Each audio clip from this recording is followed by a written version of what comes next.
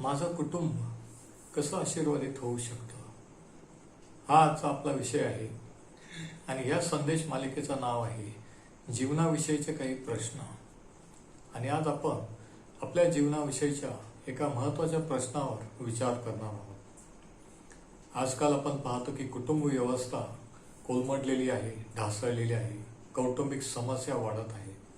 पण अशा वातावरणात, अशा परिस्थितीत देखील आपलं कुटुंब आशीर्वादित होऊ शकतं का? आणि जर होऊ शकतं तर देवाच्या वचनात त्याच्याविषयी काय सांगितलेलं आहे, की आपण काय केलं पाहिजे, हेच आपण आज त्याच्या वचनातून पाहणार आहोत. म्हणून तुमच्याजवळ जर शास्त्र असेल तर स्तोत्र 127 जरा पहा. स्तोत्र संहिता 127. सुरुवातीपासून म्हणजे उत्पत्तीपासून परमेश्वराने सृष्टीची निर्मिती केल्यानंतर, मानवाची निर्मिती केल्यानंतर त्याची इच्छा नव्हती की माणसाने एकटं राहावं, आणि म्हणून त्यांनी कुटुंबाची स्थापना केली. असं पवित्र शास्त्र शिकवतं की कुटुंबाची स्थापना किंवा कुटुंबाची योजना ही देवाच्या डोक्यातली कल्पना आहे, माणसाच्या नाही. शास्त्र सांगतं की देवाने पाहिलं मनुष्य एकटा असावा असं बरं नाही. म्हणजे आपण एकटं राहू नये, तर आपण कुटुंबात असावं, आपल्याला एक कुटुंब असावं, फॅमिली असावी, ही देवाची इच्छा आहे आणि योजना आहे. आणि म्हणून समाज निर्माण करण्याच्या अगोदर, देश निर्माण करण्याच्या अगोदर देवाने पहिल्याने कुटुंबाची स्थापना केली. कुटुंबाचा संस्थापक हा देव आहे.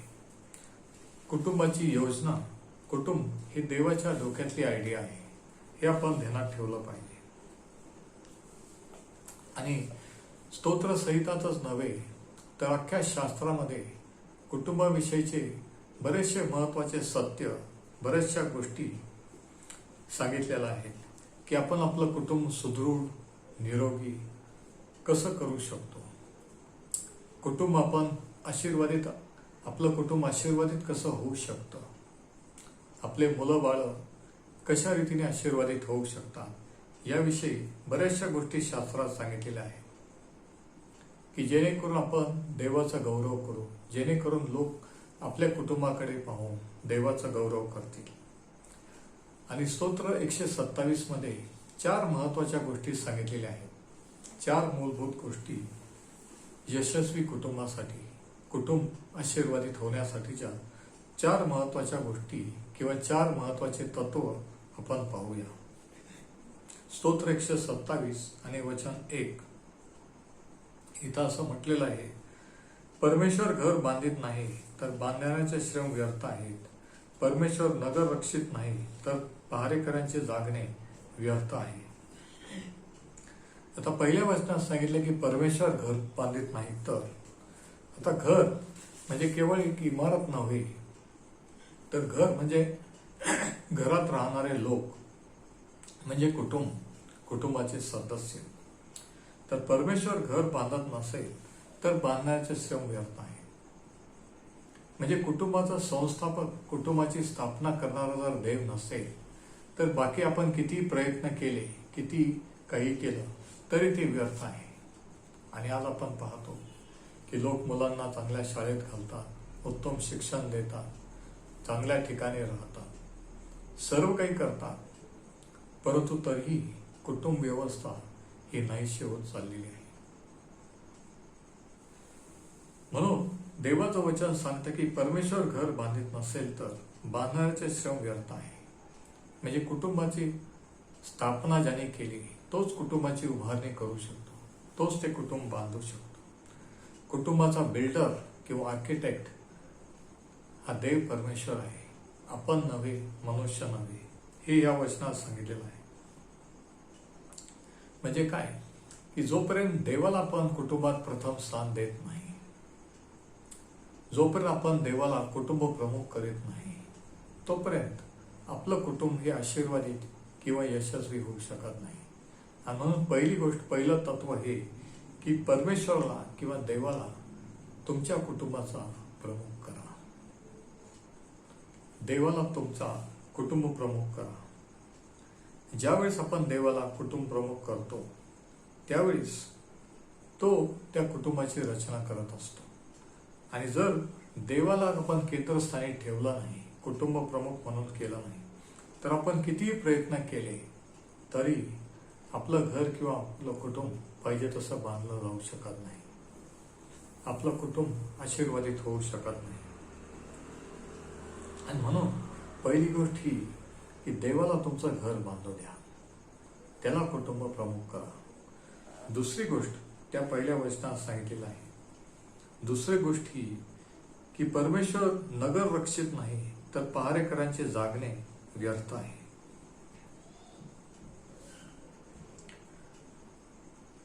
परमेश्वर नगर रक्षित नाही तर पहारेकरांचे जागणे व्यर्थ आहे. परमेश्वर घर बांधित नाही तर बांधणाऱ्याचे श्रम व्यर्थ आहेत. म्हणजे घर बांधणारे किंवा कुटुंब बांधणारे कोण? तर पालक, आई वडील. म्हणजे आई वडील जर देवाला भिवून वागणारे, देवाच्या मार्गात चालणारे असले, तारण झालेले असले, तर त्यांना होणारे मुलं देखील त्यांचं अनुकरण करतील.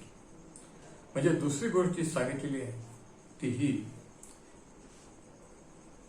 बांधणाऱ्याचे श्रम व्यर्थ आहेत. बांधकाम करणं हे परिश्रमाचं, कष्टाचं काम आहे.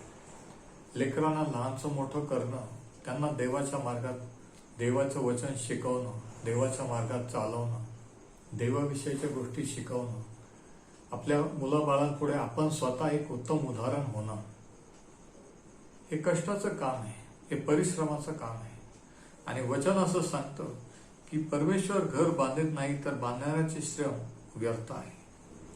म्हणजे बांधणारे जे पालक आहेत, आई वडील आहेत, त्यांचे श्रम व्यर्थ आहे.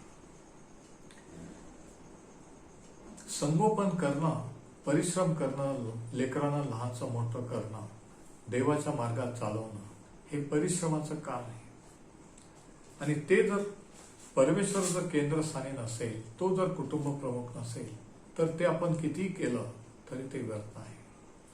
आपण म्हणतो, लोक म्हणतात की आम्ही आमच्या मुलांना चांगल्या शाळेत टाकलं, त्यांच्यासाठी एवढा पैसा खर्च केला, उत्तम शिक्षण दिलं, तरी ते आम्हाला विचारत नाही. आज ही अवस्था आपण पाहतो. मुलं पालकांपासून, आई वडिलांपासून दूर आहेत, वाईट मार्गाला जात आहेत, गेलेली आहेत. म्हणून संगोपन किंवा पॅरेंटिंग हे एक कष्टाचं काम आहे. परंतु ते देवाशिवाय जर आपण केलं, देवाला बाजूला ठेवून जर आपण आपल्या बुद्धीने, आपल्या इच्छेप्रमाणे जर केलं, तर त्याला यश येत नाही. आणि आपल्याला असं वाटतं की आपण मुलांसाठी इतका पैसा खर्च केला, इतकं उत्तम शिक्षण दिलं, तरी ते वाया गेले, तरी ते व्यसनाधीन झाले, तरी ते आमच्यापासून दूर गेले. म्हणून दुसरी गोष्ट, दुसरं तत्व हे की संगोपनाला प्रथम स्थान द्या. मुलांचं संगोपन लहानपणापासून वळण लावणं, त्यांना देवाविषयी शिकवणं, देवाचं वचन शिकवणं. म्हणजे आपण हे ध्यानात ठेवलं पाहिजे पालक या नात्याने की पालक होणं एक परिश्रमाचं, कष्टाचं काम आहे. ते सोपं नाही, ते अवघड आहे. आणि म्हणून लग्न होण्यापूर्वी ज्यांचं लग्न होणार आहे त्या होणाऱ्या आई वडिलांना, होणाऱ्या पती पत्नींना त्यांच्या जबाबदाऱ्या ह्या शास्त्रातून सांगितल्या गेल्या पाहिजे. त्यांना त्या समजल्या पाहिजे की आपण लग्न केल्यानंतर एक कुटुंबाची उभारणी करणार आहोत. परंतु ती उभारणी देव जर केंद्रस्थानी नाही, देवाला जर आपण कुटुंबाचा बिल्डर केलं नाही, तर ते सर्व व्यर्थ होईल. म्हणून दुसरी गोष्ट आहे संगोपन, की आपण फक्त बांधणारे आहोत, आपण श्रम करणारे आहोत, परंतु खऱ्या अर्थाने बांधकाम करणारा, खऱ्या अर्थाने कुटुंबाची उभारणी करणारा हा देव परमेश्वर असतो. देव हा कुटुंबाचा बिल्डर आहे. म्हणून पालकांच्या दृष्टीने प्राधान्याच्या किंवा महत्वाच्या गोष्टी कोणत्या आहेत त्या ह्या. पहिली गोष्ट ही की देवाला तुमच्या जीवनात, तुमच्या कुटुंबात प्रथम स्थान द्या. त्याच्या वचनाला, त्याच्या भक्तीला, प्रार्थनेला प्रथम स्थान द्या. दुसरी गोष्ट ही की तुमचे जे जोडीदार, पती किंवा पत्नी, त्यांच्यासाठी वेळ द्या. आज धावपळीच्या जीवनामध्ये पती पत्नी दोघंही कामाला जातात आणि म्हणून लेकरं सांभाळायला कुठंतरी ठेवले जातात. म्हणजे लहानपणी ज्यावेळेस त्यांना आई वडिलांची गरज असते त्यावेळेस फारसा वेळ, पुरेसा वेळ त्यांच्यासाठी दिला जात नाही. एवढंच नव्हे तर पती पत्नींना देखील बोलण्यासाठी किंवा विचार विनिमय करण्यासाठी पुरेसा वेळ मिळत नाही. म्हणून दुसरी गोष्ट आपण ही केली पाहिजे की आपण आपल्या पतीला किंवा पत्नीला एकमेकांच्या विचारांची देवाणघेवाण करण्यासाठी, विचार विनिमय करण्यासाठी, सल्ला मसलतीसाठी वेळ दिला पाहिजे. म्हणजे पहिलं प्राधान्य देवाला, दुसरं प्राधान्य आपल्या जोडीदाराला आणि तिसरं प्राधान्य की आपल्याला मुलं आहेत त्या मुलांना. की आपण फक्त कामाला जातो येतो असं नाही, पण आपण जे कमवतो ते कोणासाठी? लेकरांसाठी, मुलाबाळांसाठी. आणि मुलाबाळांना जर वेळ देऊ शकत नसेल तर ते व्यर्थ आहे. तर ह्या गोष्टी आपण ध्यानात ठेवल्या पाहिजे की मुलांचं संगोपन, मुलांचं पालन पोषण, त्यांना वेळ देणं, त्यांना त्यांच्याबरोबर राहणं, असणं, त्यांच्याबरोबर आणि त्यांच्यासाठी प्रार्थना करणं, त्यांना देवाचे वचन शिकवणं, देवाबद्दलची माहिती सांगणं हे महत्वाचं आहे. तर दुसरी गोष्ट, पहिली गोष्ट देवाला कुटुंब प्रमुख करा. दुसरी गोष्ट संगोपनाला प्रथम स्थान द्या. आणि तिसरी गोष्ट ज्या पहिल्या वचनात सांगितली ती ही घातक प्रवृत्तीपासून किंवा घातक प्रभावापासून तुमच्या कुटुंबाचा बचाव करा. आता पहिल्या वचनात काय म्हटलंय बघा, दुसऱ्या भागात, परमेश्वर नगर रक्षित नाही तर पहारेकऱ्यांचे जागणे व्यर्थ आहे. पालक, तुम्ही आणि मी जे पालक आहोत ते आपण पहारेकरी आहोत. नगर जसं काही कुटुंब आहे आणि त्या कुटुंबाचे आपण पहारेकरी आहोत. पहारेकरी काय करतात तर संरक्षण करतात आणि आपलं काम आई वडील या नात्याने आपल्या मुलाबाळांचं संरक्षण करणं. कशापासून? वाईट विचार प्रणाली, वाईट संगत, वाईट गोष्टी, जे काही चुकीचं आहे, वाईट आहे त्याच्यापासून संरक्षण करणं. आणि ह्याच्यासाठी आपण त्यांना योग्य शिक्षण, देवाच्या वचनाचं शिक्षण दिलं पाहिजे. जगिक शिक्षण, जगाचं शिक्षण हे त्यांना जगामध्ये पैसा कमवून देईल, समाजात एक चांगलं स्थान मिळवून देईल, मोठं पद देईल. परंतु जीवनासाठी, जीवनाचे प्रश्न सोडवण्यासाठी जगिक शिक्षण उपयोगाचं नाही. तिथं परमेश्वराचं, देवाच्या वचनाचं शिक्षण गरजेचं आहे. म्हणून माझा प्रश्न तुम्हाला हा आहे की तुम्ही जरी तुमच्या मुलांना चांगल्या शाळेत टाकलं असेल पण देवाच्या वचनाचं शिक्षण त्यांना तुम्ही देत आहात का? चांगली मंडळी, चांगलं चर्च तुम्ही जॉईन झालेले आहात का? जर योग्य ठिकाणी, योग्य मंडळीत असाल, योग्य शिक्षण मिळत असेल तर तुम्हाला योग्य शिक्षण मिळेल आणि तुम्ही तुमच्या मुलांना योग्य शिक्षण द्या. तर पहारेकरी म्हणजे आपण पालक हे एक प्रकारे पहारेकरी आहेत आणि पहारेकऱ्यांचं काम नगराचं रक्षण करणं आहे. तसं पालकांचं काम मुलांचं संरक्षण करणं आहे. कशापासून? वाईट गोष्टींपासून. आणि हे कसं करू शकतो? आपण त्यांना देवाचं वचन शिकवल्याने, त्यांच्यासाठी आणि त्यांच्याबरोबर प्रार्थना केल्याने, त्यांच्या प्रश्नांचे योग्य उत्तर दिल्याने, त्यांच्या प्रश्नांचं, त्यांच्या शंकाचं निरसन केल्याने. बरेच वेळेस लेकरं आपल्याला काही विचारतात, बोलू इच्छितात आणि आपण बिझी असतो दुसऱ्या कामात आणि आपण म्हणतो थांब किंवा मला डिस्टर्ब करू नको असं म्हणून आपण त्यांना हाकलून देतो. परंतु हे चुकीचं आहे. ज्या वेळेस ते प्रश्न विचारतात, जे काही ते प्रश्न आहेत ते त्याच वेळेस आपण योग्य रीतीने त्यांना समाधानकारक उत्तर दिलं पाहिजे. त्यांच्याकडे दुर्लक्ष नाही केलं पाहिजे, त्यांना टाळलं नाही पाहिजे. त्यांचे प्रश्न जर राहिले आणि तुम्ही जर त्यांना उत्तर नाही दिलं तर ते उत्तर टीव्हीवर, जगामध्ये, मित्रमंडळीमध्ये ते उत्तर शोधायला लागते. ते तुमच्यापासून दूर जातील, हे लक्षात घ्या. म्हणून कुटुंबाचं संरक्षण तुम्ही कसं करू शकता? प्रार्थनेने आणि देवाच्या वचनाने. म्हणून तिसरी गोष्ट जी पालक या नात्याने केली पाहिजे ती ही की घातक प्रभावापासून आपण आपल्या मुलांचा बचाव केला पाहिजे. टीव्हीवर आपण कोणते सिरियल पाहतो, आपले मुलं कोणते सिरियल पाहत आहे, कोणते सिनेमे पाहत आहेत, ह्याच्याकडे आपण लक्ष दिलं पाहिजे. शाळेत कॉलेजला त्यांची मित्रमंडळी कोण आहेत, कसे आहेत, हे आपण पाहिलं पाहिजे. मुलांना समजावून सांगितलं पाहिजे. आणि या रीतीने आपण त्या नगराचं म्हणजे कुटुंबाचं पहारेकर म्हणून रक्षण करू शकतो. आणि चौथी आणि शेवटली गोष्टी वचन 3 ते 5 पहा, संतती ही परमेश्वराने दिलेले धन आहे, पोटचं फळ त्याची देणगी आहे. आता या ठिकाणी महत्वाचा शब्द आहे संतती. इथं असं म्हटलेलं आहे मुलगा किंवा मुलगी. म्हणजे काय की मुलगी देखील देवाने दिलेले धन किंवा देणगी आहे. बऱ्याच लोकांना मुली आवडत नाही. मी असं पाहिलेलं आहे. ख्रिस्ती लोकांना विश्वास करा देखील मुलगा झाल्यावर जितका आनंद होतो तितका मुलगी झाल्यावर होत नाही. हे मी पाहिलेलं आहे, अनुभवलेलं आहे. आणि म्हणून तसं जर तुमची विचारसरणी असेल, तुमचे जर विचार तसे असतील, तर लक्षात घ्या की हे शास्त्राला धरून नाही. कारण देवाचं वचन सांगतं की संतती ही देवाची देणगी आहे, त्याने दिलेलं धन आहे. म्हणजे मुलगा पण देवाचं धन आहे, देणगी आहे, आणि मुलगी सुद्धा. हे पहिल्याने पालकाने, आई वडील या नात्याने तुम्ही लक्षात घेतलं पाहिजे. आणि मग तो म्हणतो वचन 4, तरुणपणातले पुत्र हे वीराच्या हातातील बाणाप्रमाणे आहेत. तरुण मुलं आणि मुली हे कसे आहेत? ज्या मुला मुलींना आई वडिलांनी देवाच्या मार्गात वचनात वाढवलेलं आहे, ते ज्यावेळेस लहानचे मोठे होतील, ते ज्यावेळेस लहानचे मोठे होतात, तरुण होतात, तेव्हा ते कसे असतात? वीराच्या हातातील बाणाप्रमाणे. आता आजकाल आधुनिक शस्त्रास्त्र आहे, धनुष्य आणि बाण हे प्राचीन काळामध्ये युद्धाचे शस्त्र होते.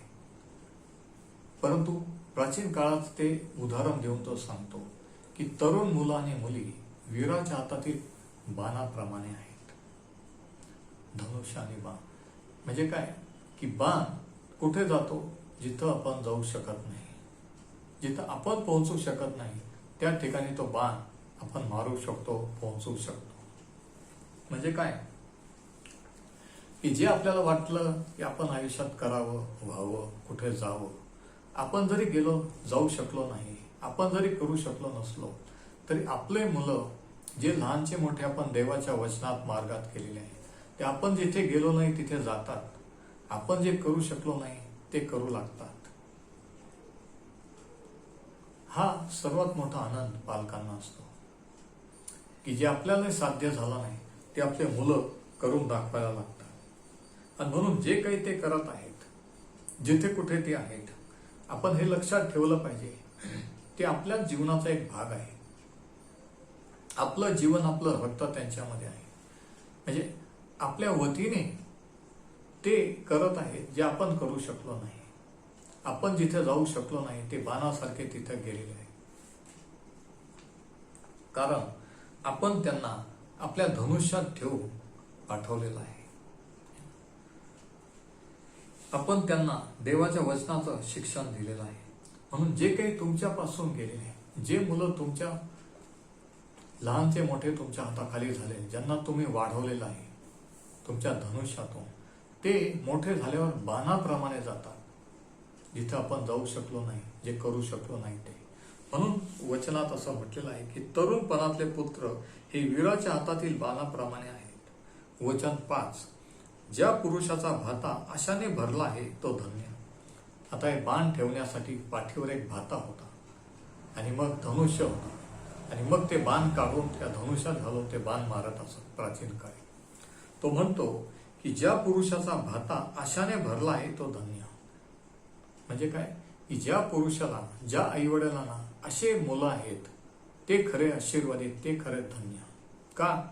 तो पुढे सांगतो, वेशीवर शत्रूंशी त्यांची बोलाचाली होत असता ते ओशाळणार नाही, किंवा ते अपयशी ठरणार नाही, असमर्थ ठरणार नाही. शत्रूंशी बोलाचाली करत असतो म्हणजे काय की म्हातारपणे, वृद्धापकाळी ज्यावेळेस आई वडिलांवर, पालक या नात्याने आपल्यावर एखाद्या अडचणीचे प्रसंग येतील, संकट येतील, जे आपण सोडवू शकत नाही, ते आपण वाढवलेले मुलं, देवाच्या मार्गात वाढवलेले, जे बाणाप्रमाणे झालेले आहे, ते आपल्याला सहाय्य करतील. ते आपल्या वतीने लढतील, शत्रूशी लढतील. हे ह्या वचनात सांगितलेलं आहे. आता या ठिकाणी शलोमोन राजाने, ज्याने हे स्तोत्र लिहिलं, त्याने एक सुंदर चित्र दिलेलं आहे की मुलं मोठं झाल्यानंतरचे. तो म्हणतो, वेशीवर शत्रूंशी बोलाचाली होत असता. आता प्राचीन काळी, जुन्या काळी गावांना वेशी होत्या. वेशीनं एक दार होतं आणि त्या वेशीमध्ये प्रतिष्ठित लोक, गावातले प्रमुख लोक बसत असत आणि त्या ठिकाणी शेतीबाडीचे व्यवहार, सर्व प्रकारचे व्यवहार होत असतात. त्या ठिकाणी पंच बसत असत. त्या ठिकाणी वेगवेगळ्या समस्या सोडवल्या जात असतात आणि म्हणून वेस हे एक महत्वाचं ठिकाण होते. वेशीत बसणारे अनुभवी, वयस्कर, प्रतिष्ठित असे लोक होते आणि ते निर्णय घेत असते. आणि शलोमोन या ठिकाणी सांगतो की सर्व प्रकारचे वाद ते वेशीत ठरवले जातात. तसं तो म्हणतो की वेशीत शत्रूंशी बोलाचाली करत असतात ते म्हणजे आपले मुलं, तरुण मुलं हे ओशाळणार नाहीत, असमर्थ ठरणार नाहीत, पराभूत होणार नाहीत. तर चौथी गोष्ट ही की तुमच्या मुलांबद्दल देवाचे आभार माना, देवाचा उपकार स्मरण करा. मी तुम्हाला विचारू इच्छितो, तुमच्या मुलाबद्दल प्रार्थनेमध्ये कधी तुम्ही देवाचे आभार मानता का? प्रभू, तू मला ही मुलं दिलेली आहे, मग ते मुलं असो, मुली असो, मी तुझे आभार मानतो, कारण तुझ्या वचनानुसार ती मला देणगी आहे. ते माझं खरं धन आहे. खरं धन बँक अकाउंटमध्ये किंवा इस्टेट प्रॉपर्टीमध्ये नाही. खरं धन हे आहे. असं तुमचा विश्वास आहे का? असं तुम्हाला खरं वाटतं का? जरा स्वतःला विचारा, आई वडील या नात्याने. कारण शास्त्र सांगतं की संतती देवाने दिलेली धन आहे, ती देवाची देणगी आहे. त्या दृष्टीने तुम्ही मुलांकडे पाहता का? त्यांना तितकं महत्व देतात का? जर नसेल तर आज देवाच्या वचनाकडे लक्ष द्या. आणि चौथं तत्व, चौथी गोष्ट ही की आपल्या मुलांबाळांबद्दल, आपल्या मुला मुलींबद्दल आपण देवाचे आभार मानले पाहिजे, त्यांच्यासाठी प्रार्थना केली पाहिजे, त्यांना मार्गदर्शन केलं पाहिजे.